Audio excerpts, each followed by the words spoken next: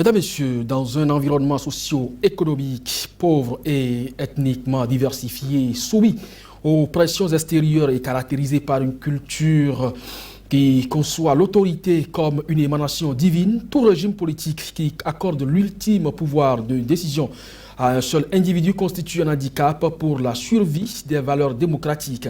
Il rend l'État plus vulnérable en matière de sécurité avec des risques accrus de politisation et de caporalisation de l'administration publique. Ce n'est pas moi qui le dis, c'est bien sûr Juste Kodjo, qui est l'auteur donc du livre Consancratie, un modèle de démocratie consensuelle adapté aux réalités du Bénin. Et vous l'avez compris, c'est lui que nous recevons donc dans votre émission Entretien du jour. Juste Kodjo, bonjour. Bonjour, monsieur Metanou. Je rappelle que vous êtes politologue et à la fois officier supérieur des forces armées béninoises. Qu'est-ce qu'un militaire va chercher dans les ouvrages? Ben, vous savez, le Bénin est un pays béni. D'abord, je voudrais remercier Sika TV de me donner cette opportunité. Et je disais, le Bénin est un pays béni parce que nous avons du potentiel. Le Bénin a su, à la différence de beaucoup d'autres pays africains, créer des conditions pour que les membres de ces forces armées restent et demeurent professionnels. Mais aussi que nous avons la chance que le pays offre à ces gens-là l'opportunité de s'épanouir, d'apprendre des choses, de s'essayer et d'essayer de mettre en valeur ce qu'ils ont, les talents qu'ils possèdent. Et donc voilà, j'ai eu la chance que mes chefs m'aient accordé l'occasion d'essayer d'aller le plus loin possible et de mettre en valeur ce que j'ai au fond de moi et qui pourrait servir à la nation entière. Voilà. Et c'est ça qui se traduit donc dans les colonnes de ce livre, Consancratie, un modèle de démocratie consensuelle adapté aux réalités du Bénin, un ouvrage de 126 pages qui propose des alternatives en vue d'une administration béninoise performante. Alors vous avez relevé des insuffisances dans les performances de l'État et les causes principales résident dans les institutions donc, qui gouvernent donc, cet État-là. Alors de l'indépendance au renouveau démocratique, vous avez noté que les régimes démocratiques n'ont pas connu de grands changements dans leur mode de fonctionnement.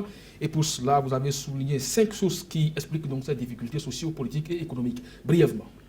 Alors, très brièvement, monsieur Metanou, je voudrais ici d'abord faire une toute première remarque. C'est-à-dire que nous avons, depuis les années 60 jusqu'à aujourd'hui, essayé divers types de régimes politiques. Mais les résultats, fondamentalement, ne sont pas très différents. C'est-à-dire que le ras-le-bol exprimé par le peuple dans les années 60 n'est pas aussi différent que celui que nous observons aujourd'hui. Et donc, ça veut dire que fondamentalement, on peut dire qu'il y a une certaine similarité au niveau des causes de ces malaises-là qu'on a pu observer dans les années 60 et maintenant. Et donc, moi, je m'insurge contre la notion de lier les problèmes de gouvernance aux personnes, aux individus qui ont la charge de la gouvernance. C'est vrai, c'est sûr, ces individus ne sont que la manifestation d'autres pesanteurs. Et donc, il faut aller chercher les problèmes au niveau de ces pesanteurs. Et c'est ce que j'essaye de faire. J'essaye non seulement de me pencher sur la question des pesanteurs sociologiques, des pesanteurs économiques, des pesanteurs géostratégiques, et enfin des pesanteurs politiques. Et donc, je crois qu'il faut forcément essayer de recentrer le débat, de plutôt aller au-delà des individus et de voir plutôt le système. Et le système, il est composé de tous ces différents facteurs dont je viens de parler. Vous avez cité aussi des institutions qui régissent donc le fonctionnement de la vie démocratique de l'État et vous estimez que ces institutions ont forcément un impact sur les résultats obtenus. Absolument. En fait, il faut aussi rappeler ici très rapidement, c'est quoi une institution politique? Une institution politique, c'est d'abord une règle. La base, le fondement, c'est la règle. C'est la règle, c'est ce mécanisme par lequel nous voulons réguler le jeu politique. Et vous pensez que ces institutions que nous avons mises en place au niveau de la démocratie béninoise n'étaient pas appropriées? Ce que je pense, c'est que les règles qui ont été mises en place ne tiennent pas forcément compte des impacts des autres facteurs systémiques dont j'ai parlé, notamment la géopolitique, notamment le sous-développement économique, notamment la sociologie même du Béninois. Parce qu'en fait, l'institution politique, c'est un peu comme un traitement médical. Vous ne pouvez pas administrer un traitement médical à un patient sans avoir pris en compte d'autres facteurs tels que son âge, tels que son habitude alimentaire, tels que, je ne sais pas moi, sa condition clinique du moment. Donc, il y a d'autres facteurs. Et donc, votre traitement doit tenir compte forcément de ce facteur-là. Et donc, si nos institutions ne tiennent pas compte de ces facteurs-là, on aura les résultats que nous avons aujourd'hui. Oui, mais M. Kodjo, si m'amène à vous demander, puisque quand même, vous avez dit que pour une performance administrative et publique, il faut quand même 4 priorités, par exemple, des hommes compétents et expérimentés, et les moyens à ces hommes-là, également une directive claire et de mettre également un code de contrôle en place. Voilà. Mais tout ça a toujours existé. Mais pourquoi ça ne prend pas? En fait, ce que j'ai essayé de faire ici, c'est de repartir dans la théorie même de la gouvernance. Alors, c'est quoi la gouvernance publique? Comme vous avez dit, l'administration publique est au cœur de la gouvernance. C'est-à-dire que l'État ne peut rien accomplir sans l'administration publique. Et donc, pour que l'administration publique soit performante et donc que l'État performe, il faut que 4 conditions soient réunies et c'est ça que vous avez énuméré tout à l'heure. C'est-à-dire que le politique ou ceux qui ont en charge la direction de l'État doivent donner des directives claires à travers les politiques d'État. Ils doivent mettre les ressources à la disposition de l'administration. Les ressources en termes économiques, mais aussi les ressources humaines, de qualité. Et enfin, il faut exercer un contrôle continu. Alors, la question, c'est pourquoi est-ce que ces 4 choses ne peuvent pas avoir lieu dans notre contexte? Et c'est là qu'on doit chercher. C'est à ce niveau-là qu'on doit fouiller un peu. Et donc, quand moi je fouille, je dis, la gouvernance, c'est d'abord et avant tout une tâche collective. C'est-à-dire que ce n'est pas seulement le président de la République qui gouverne, il gouverne avec d'autres personnes, il gouverne avec d'autres organes, notamment l'organe législatif et autres. Et donc, le fait que les 4 choses, les 4 conditions dont nous avons parlé ne puissent pas être réunies, ce n'est pas seulement la faute du président de la République, c'est la faute de tous les acteurs qui prennent part à ce jeu de gouvernance. Et donc, il faut aller comprendre pourquoi, par exemple, le législatif et l'exécutif ne peuvent pas se mettre ensemble pour faire les 4 choses dont nous avons parlé. Et le pourquoi, c'est tout simple. Parce que ces 2 organes sont soumis au jeu politique, à la compétition politique. Et quand vous parlez de compétition de jeu, tous les moyens deviennent bons. Tous les moyens deviennent permis justement pour gagner la compétition. Et donc, cette compétition peut se faire au détriment de la mise en place des 4 conditions dont j'ai parlé tantôt. Ça fait que le chef de l'État ou même les parlementaires vont chercher à utiliser l'administration à leur profit pour gagner la compétition. Vont chercher à utiliser les ressources de l'État à leur profit pour gagner la compétition. Mais est-ce que vous pensez qu'il y a moyen d'éviter tout ça? Absolument. Dans le contexte béninois, parce que c'est de ça qu'il s'agit.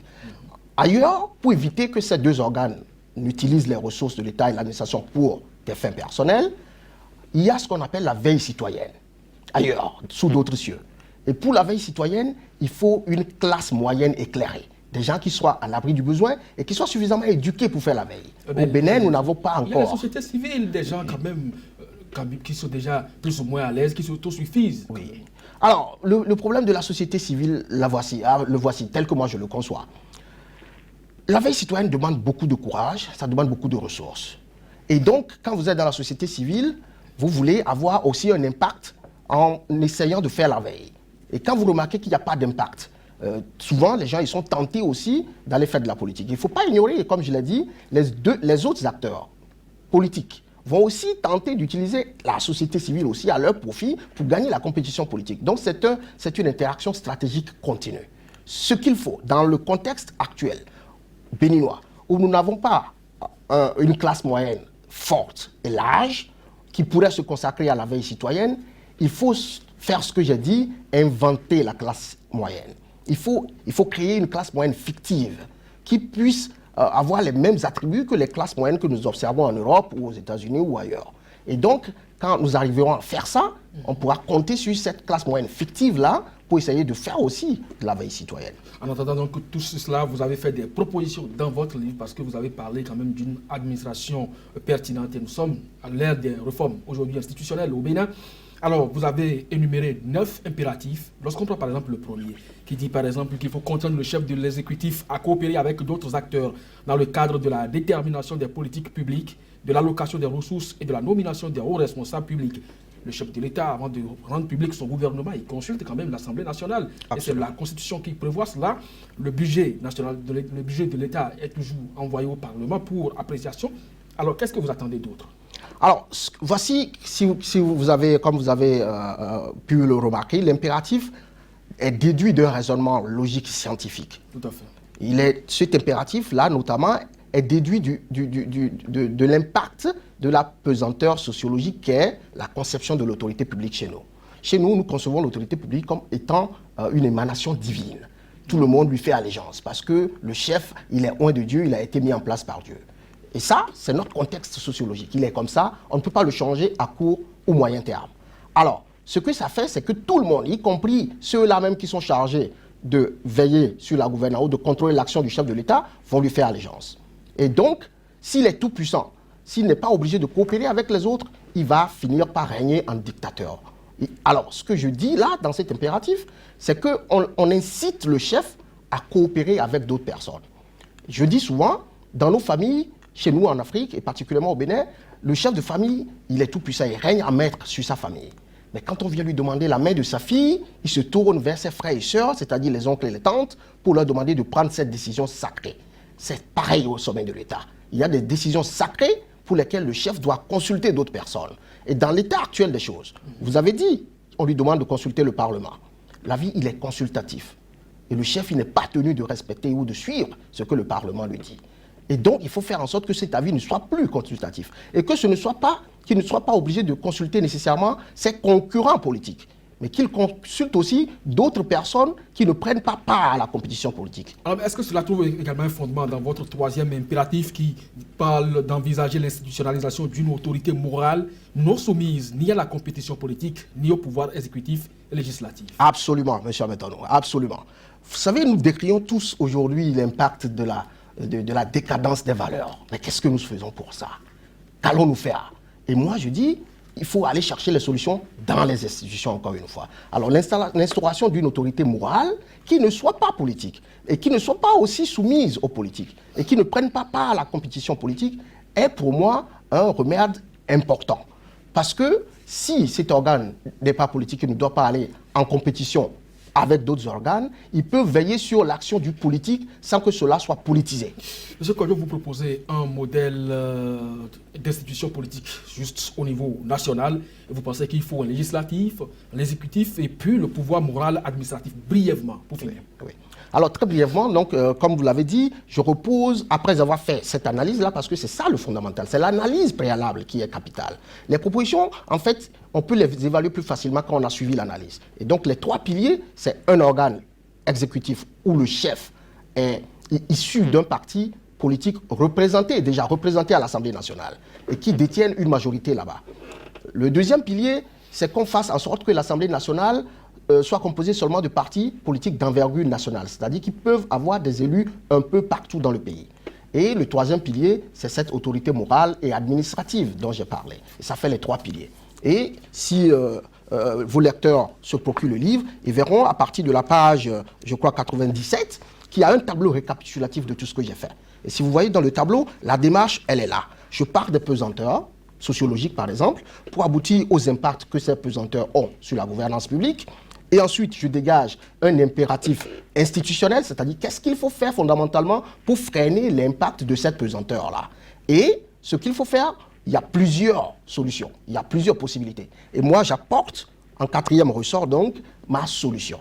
Et donc, les solutions que nous entendons, en fait, de gauche à droite, se retrouvent dans le dernier cadre de mon tableau, mais on ne sait pas ce que ces gens, ceux qui proposent ces choses, mettent dans les trois premiers. Et donc, c'est la contribution essentielle de ce livre. C'est l'analyse préalable, avant la proposition, justement. Voilà, c'est ce qui est donc attendu du peuple. C'est bien sûr un débat qui est ouvert. Et vous attendez donc la contribution des uns et des autres pour une administration béninoise plus performante.